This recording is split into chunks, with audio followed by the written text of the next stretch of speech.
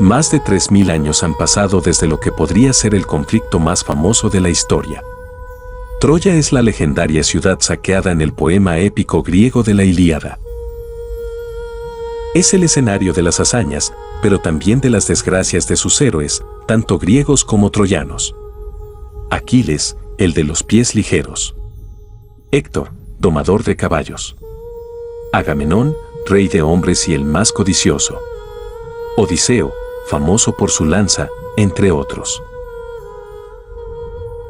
La historia del asedio y destrucción de Troya la han inmortalizado para siempre y se la recordará más allá de sus ruinas. A pesar del misterio, lo cierto es que los acontecimientos narrados en la Ilíada son base de la cultura occidental, se han transformado en metáfora los caballos de Troya, los talones de Aquiles y las Odiseas, eventos que son recordados y usados cotidianamente en muchos idiomas para describir trampas, debilidades y las dificultades que se atraviesan en nuestros designios. Pero detrás del mito, todavía hay muchas dudas y discusiones sobre cómo fue la verdadera Troya, cuál el motivo de la guerra y qué hay de realidad en los cantos de Homero, el anciano Aedo. En esta serie de vídeos trataremos de responder a estas preguntas o al menos trazar el camino a seguir para llegar a sus respuestas.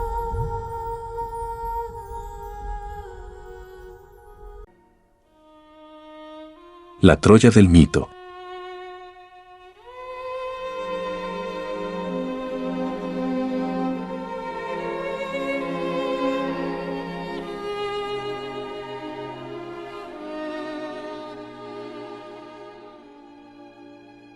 Para nosotros, como para los antiguos, la principal fuente sobre los sucesos ocurridos en la guerra de Troya proviene de la obra de Homero, la Ilíada y la Odisea y algunos otros poemas épicos.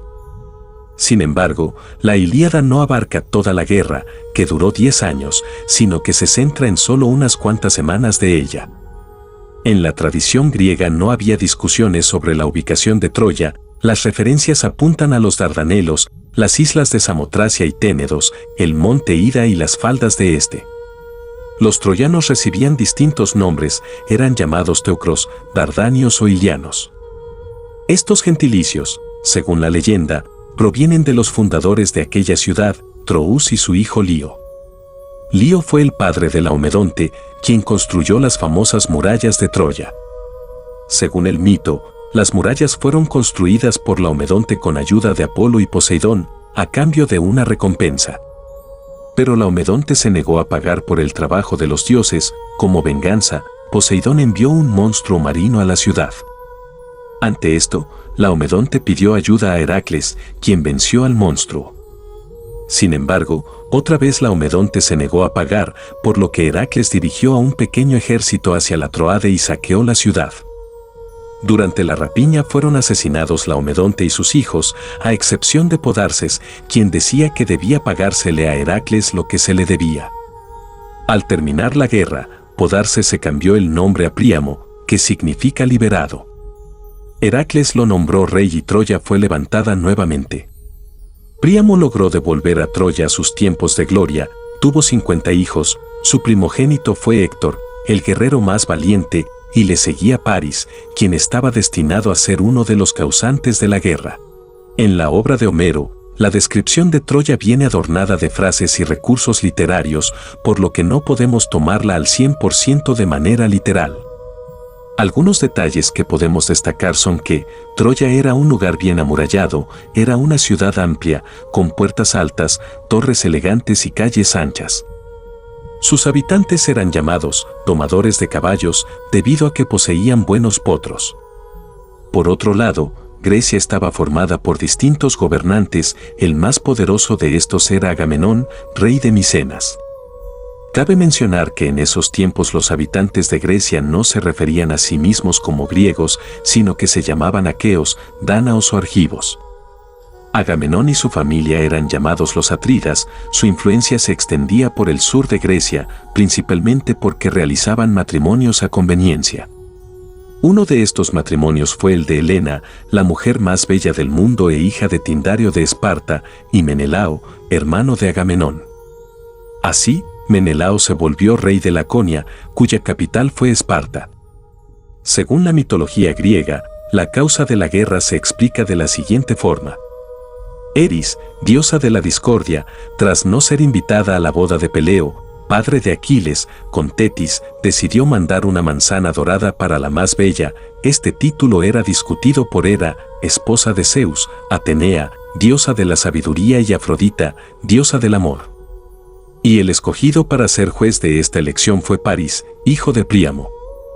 Hera le ofreció ser el rey de Asia, junto a grandes riquezas. Atenea le prometió que ganaría cualquier batalla y le daría sabiduría, y Afrodita le prometió el amor de la mujer más hermosa de la tierra. París escogió esta última, eligiendo a Afrodita como la diosa más hermosa. Esta elección marcaría el destino de Troya. Según el relato de Homero, París escapó con Helena tras su visita a Esparta, mientras Menelao se encontraba ausente. Pasaron juntos la primera noche en la isla de Cranae y luego partieron a Troya. Cuando Menelao se enteró, pidió a su hermano Agamenón que invadiese Troya. El rey de Micenas aceptó, pero antes envió un grupo a exigir que Helena fuera devuelta, junto a una compensación por los daños causados. Esta petición fue rechazada. De esta forma, Menelao, junto a un aliado, el rey Néstor de Pilous, recorrieron Grecia para sumar a los demás gobernantes a unir sus ejércitos contra Troya, y que, según Homero, fueron 164 quienes enviaron tropas a Troya. El enorme ejército conseguido se reunió en Aulide, donde el vidente profetizó que Troya caería al 10º año de aquella reunión. Tras esto, los aqueos se dirigieron a Asia Menor y por una confusión, atacaron Teutrania, una región de Misia. Más tarde fueron obligados a retirarse por Telefo, rey de Misia. Tras este desafortunado suceso y otros problemas más, los griegos llegaron a Lesbos y luego a Ténedos, territorio que arrasaron.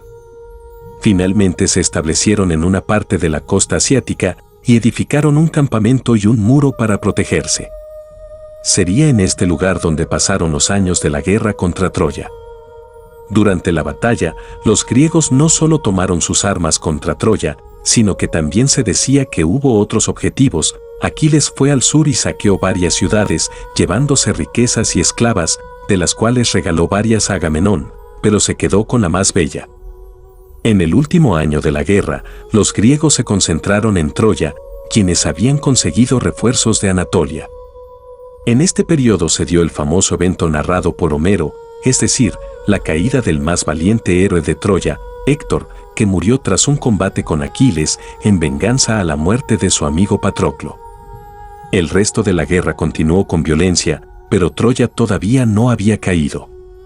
Entonces a los griegos se les ocurrió idear un plan, el famoso caballo de Troya. Un gigantesco caballo de madera fue ofrecido como ofrenda a Atenea. Los troyanos lo aceptaron y lo arrastraron a la ciudad. Por la noche, mientras los troyanos dormían, los griegos salieron del caballo, mataron a los guardias y abrieron las puertas de la ciudad. Así, los griegos penetraron en Troya, la de grandes murallas y anchas calles. Aniquilaron todo su paso, mataron al rey Príamo y a todo varón que se cruzara en su camino. Los hijos de los héroes troyanos fueron asesinados, algunos fueron arrojados por las murallas, las mujeres fueron esclavizadas y llevadas a Grecia. Para terminar, los aqueos incendiaron la ciudad, reduciendo Troya a cenizas. La desgracia de los troyanos es incuestionable, pero los griegos tampoco se salvaron. Habían perdido muchas vidas a lo largo de la campaña. Aquiles, el más grande de los héroes griegos, murió por una flecha que París disparó hacia su talón, su único punto débil. Esto se debe a que fue el único lugar que su madre, Tetis, no sumergió bajo las aguas del río Estige, que volvía inmortal a cualquiera que se bañase en él. Áyax terminó quitándose la vida, pues, tras una disputa por las armas de Aquiles, estas fueron entregadas a Ulises. Esto llenó de furia a Áyax, quien confundió a un rebaño de ovejas con Ulises y Agamenón, matando así al rebaño. Luego, al ver que había deshonrado su espada al matar a animales inofensivos, prefirió morir antes que vivir en la vergüenza. Tras la guerra, las desgracias continuaron acosando a los griegos, pues durante la batalla habían faltado el respeto a los dioses. Ulises tuvo que pasar por una peligrosa travesía de 10 años llena de desgracias en su regreso a casa. Agamenón, el rey más poderoso de Grecia, fue asesinado por su esposa, o por Egisto, quien regía la Argólida según otros escritos. Sin embargo, los nombres de todos los héroes, tanto griegos como troyanos, fueron inmortalizados por la tradición posterior, y la leyenda causó gran atracción en toda Grecia. Grandes reyes y personalidades tenían fascinación por el mito. Según el historiador antiguo, Heródoto, Jerjes sacrificó 1000 bueyes a la Atenea de Troya y se hicieron libaciones de vino a los héroes de la guerra. Alejandro Magno, el mayor conquistador de la historia, siempre llevaba consigo una copia de la Ilíada, incluso dormía con ella bajo la almohada. Y cuando emprendió la conquista del imperio persa, con el fin de liberar a las polis griegas que estaban bajo el mando de Persia en Asia Menor, visitó Troya. Ahí dejó una corona de flores en la tumba de Aquiles, a modo de honrarlo. Más tarde, Julio César, emperador de Roma, proclamó ser descendiente de Eneas, un héroe troyano que logró escapar del asedio a la ciudad. Según narra Lucano en su poema La Farsalia, Julio César visitó la legendaria ubicación de Troya y buscó sus ruinas, pero como dijo el poeta, incluso las ruinas han desaparecido. La admiración de los romanos por Troya se consagró con la obra de Virgilio, la Eneida, que narra la historia del linaje de Roma a partir de Eneas y los troyanos, buscándole un origen mítico a Roma, al estilo de los griegos.